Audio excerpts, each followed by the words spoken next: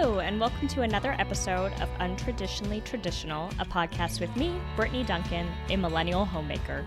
Join me each week as I share all the things I've learned that make keeping your home, garden, and life running smoothly, all while working. If you are enjoying the podcast, please be sure to subscribe in your favorite podcasting app so you get the episodes downloaded straight to you every Monday. Now, on to today's episode.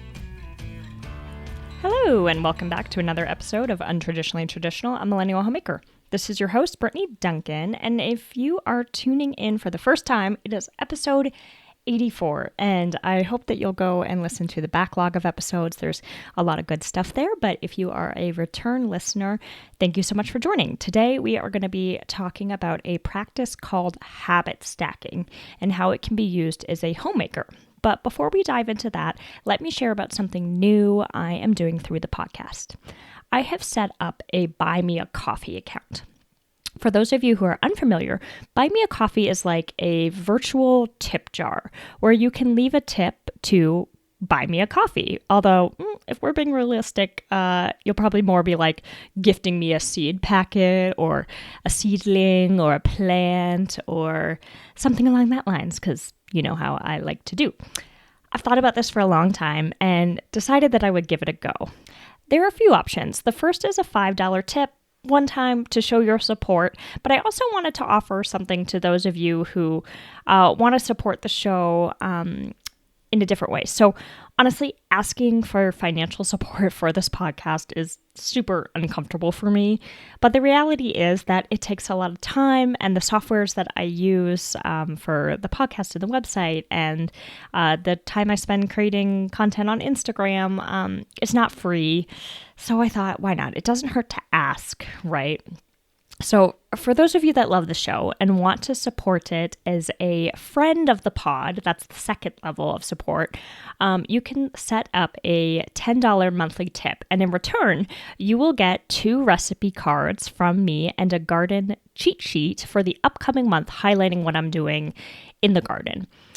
These will be delivered every month. So if you are looking for some new kitchen inspiration, or if you're new to gardening and you've wished that you had a little cheat sheet of what to do when, this is a great option for you. It's also just a fun way to support the podcast.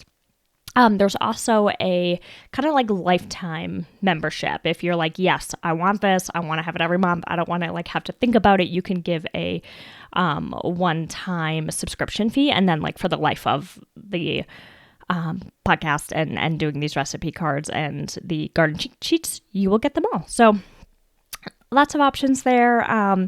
If you just want to do the $5 tip, I'm super grateful. Really appreciate all of you who tune in to listen. And if supporting the show financially isn't in the cards for you, I completely understand. There are a lot of free ways that you can show your support too.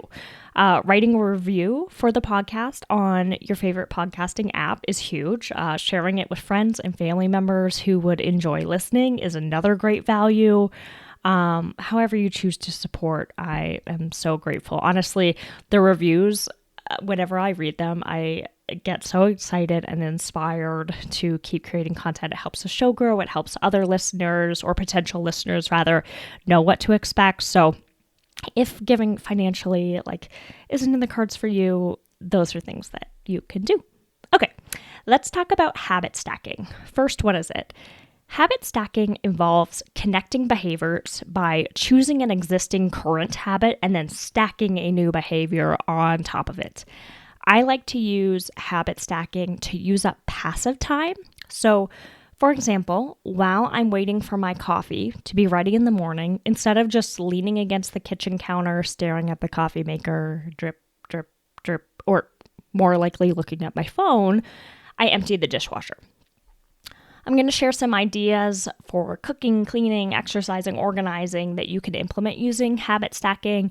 And these may or may not be a perfect fit for your home or routine. But my hope is that they'll inspire you to look at how you can use habit stacking in your homemaking.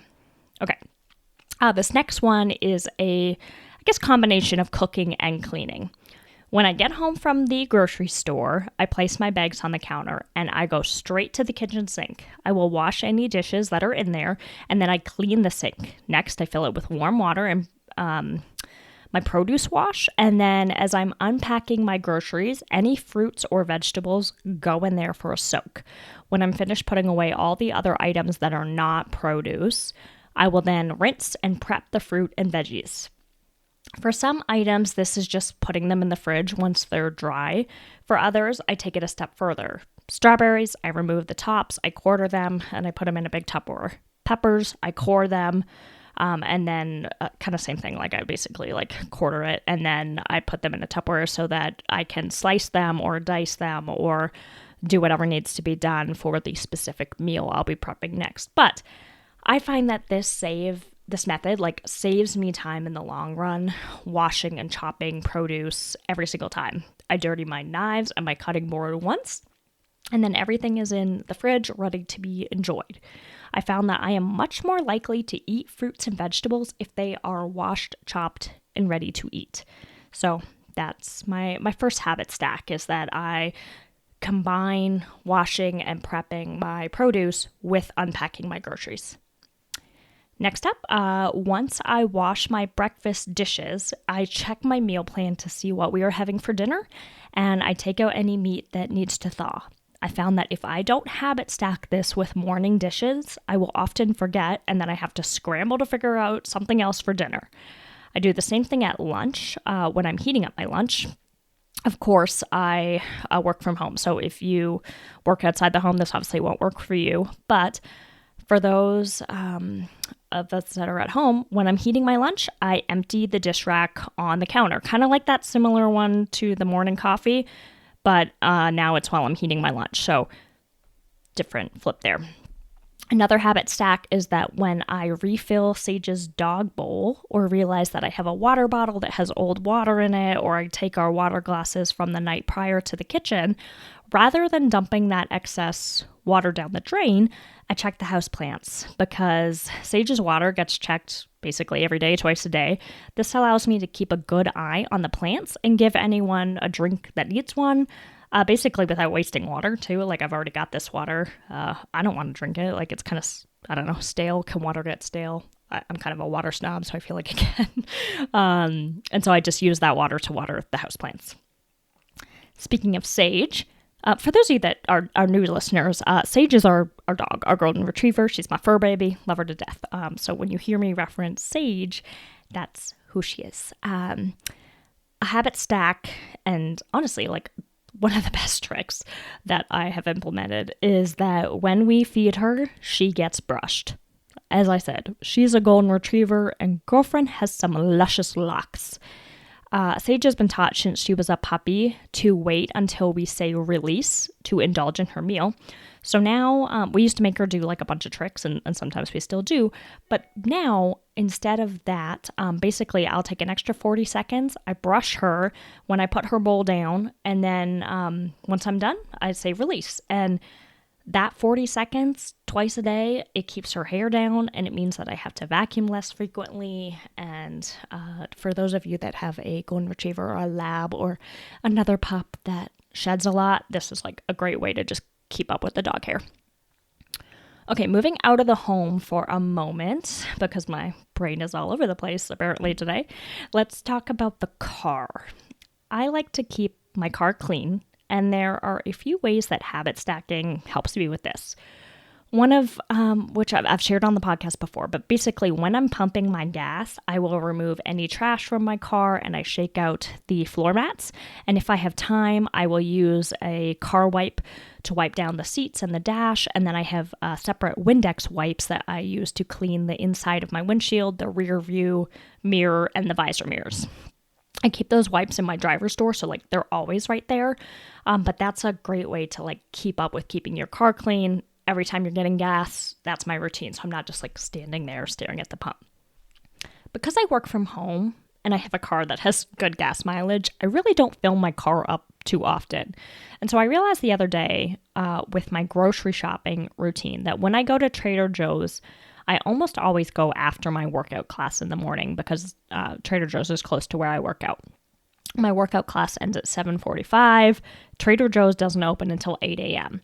Once I arrive to the Trader Joe's parking lot, I almost always have 5 or 10 minutes to kill before they open. And so this has become another block of time that I use to clean my car. Rather than just sitting there in my car messing on my phone or doing whatever, I now habit stack and I use those 5 minutes to clean and organize my car. Something I'm going to start doing, as I was like thinking about ways that I could habit stack, is using my standing desk in the standing position. I tell you, I've had this standing desk for a long time and I do not use its standing function nearly as often as I should. But what I'm going to do is when I am checking my morning emails, I am going to put my desk in the standing position and do some calf raises and other standing leg exercises. Same could be done for calls that you only need to listen to and not speak and that are off camera for. I don't know. Some people, I've been on calls with people who have like the under the desk treadmill and they're like walking while they're talking to you. And I don't know, I feel like that's kind of weird. They're like huffing and puffing. So personally, I'm like if I'm going to be standing doing little exercises while I work, I'm going to be off camera. But, you do you. Meeting wise, I have a meeting once a week that I only need to listen to, and it doesn't require much note taking. And so it's an off camera meeting. And honestly, I use this time to paint my nails while I listen. Habit stacking, as I said, is about finding those little pockets of passive time where you can add something you need to do without taking away from the original task. I can paint my nails and keep my ears open, right? So that's where I slide this little block of time in to paint my nails. For my religious listeners, a way that I like to pray for my family and friends and loved ones is to do so while I'm dusting. I think I've talked about this on the show before too, but does not hurt to have a reminder. If you think about your home, at least in our home, we have photos of loved ones, gifts from loved ones, treasures I've bought while on vacation with friends or family. And I find the easiest way to sneak in prayers for the people I care about is to do so while I'm dusting. I dust my wedding photo. I thank God for blessing me with Johnson, my husband, for those of you who are new here. And I pray for him in our marriage. I dust a photo of my siblings and I pray for them and their families. Parents, grandmothers, grandfathers, that kind of thing. I dust a decorative item given to me by a friend and I pray for them. You get the idea. It's amazing how easily the people you care for come to mind when you do this practice and look around your home. At least for us, I surround myself with things that mean something to me and remind me of someone or some experience that I had. So it works really well in my home. This one may be more self-explanatory or part of most people's trash routine, but when I take out the trash, I also clean out the fridge. I check expiry dates, and if they are close but not expired, I'll make a note in my phone so that when I go to recipe plan for the next week, I can look for recipes that use those ingredients so that they're not wasted. For us, the best time to clean out the fridge is trash day or the day before trash day because I don't want anything that can spoil just like sitting in our trash can for that long. So that's how I do that. A garden-related one is that when I go to cut some herbs or flowers or get something out of the garden to make dinner with, I always pull a weed or two when I'm out there. I find myself perusing my garden for like one thing or another pretty often. So even if it's while I'm like talking to my mom on the phone, inevitably I find that I like walk out and end up in the garden. And so weeds are easiest to pull when they're little. And anytime I'm like in the garden, near the garden, I just look over there and I will pull a few here and there. And then it just helps me keep up with it. So like rather than having to have a huge weeding day, I just do it this way. But depending on the season or the size of your garden, like you still may need to dedicate like some serious time to weeding. I swear it is the never ending joy of being a gardener. But I find that just chipping away in it really makes a difference. Hopefully these examples from our home have helped spark some ideas about how you can implement habit stacking in your homemaking. Before I go, I wanted to share a win from last night.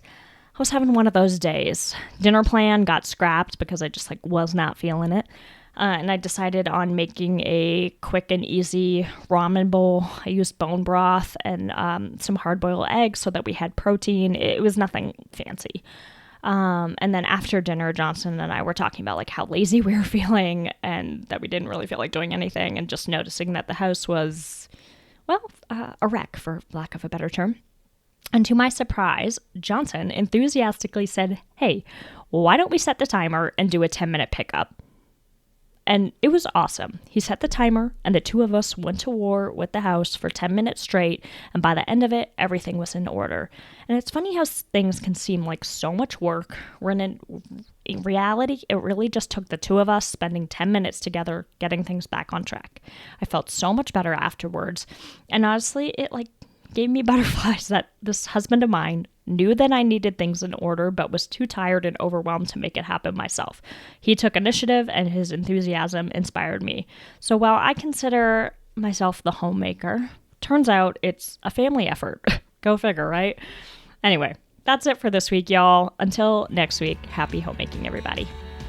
Thank you for listening to this episode of Untraditionally Traditional. If you enjoyed the podcast, please share it with those special people who would love it too, and write a review. For more tips and photos of my home and garden, follow Untraditionally Traditional Pod on Instagram. Until next week, let's continue to make our homes places of joy and service to ourselves and those we share them with.